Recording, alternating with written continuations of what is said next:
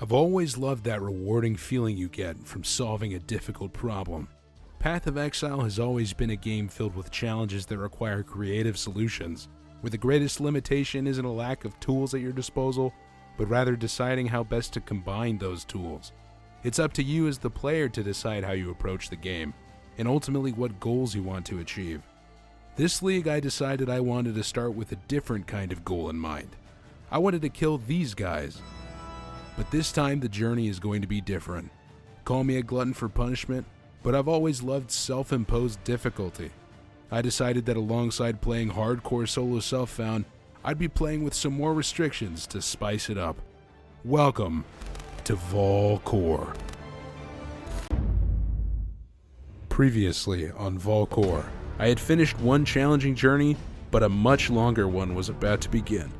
My quest through the Atlas to defeat Uber Elder would be a path that would be filled with glorious triumph and triumphant failure.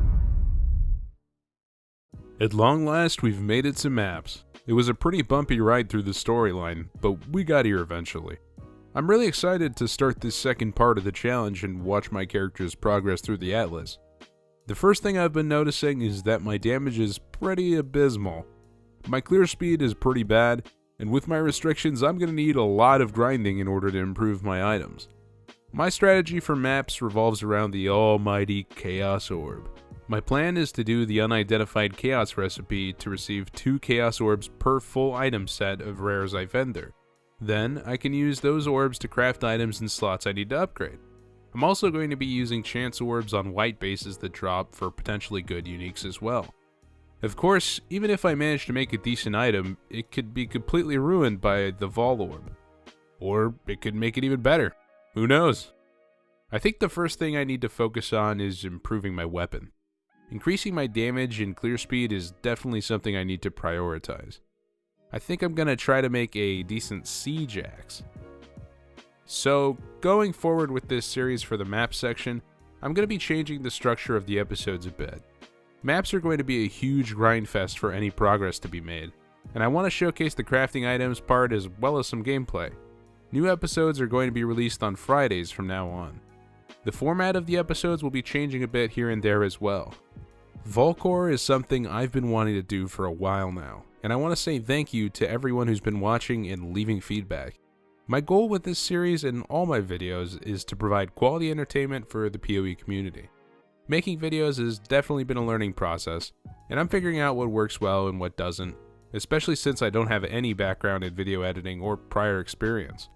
This is going to be a shorter episode today because I had to spend most of this week battling with replacing my SSDs and reinstalling Windows multiple times.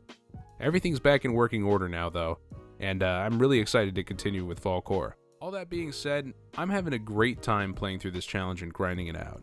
After a little bit of grinding Maps, I decided to take a stab at making a new weapon. So this is weapon crafting take 1. Here we go. Okay, the alk's no good. Oh wow, holy shit. That's actually insane. I can craft flat fizz on this. Oh wow. Okay, so this is actually nuts. If this survives the Vaal, ooh, this might be like my weapon for a long time. Yeah, I'll spend all of my Chaos Herbs to craft Max Flat Fizz. It's worth it. Alright, well, let's link it up. Oh, man. So that's my current weapon. We chrome it up, get the right sockets, and then... Oh, God, I'm so nervous. If it doesn't survive, it's going to be so terrible. I just spent all of my resources just to craft the highest tier Flat Fizz. Oh, it lived. Oh, thank God. Oh my God. This thing's insane. Holy shit.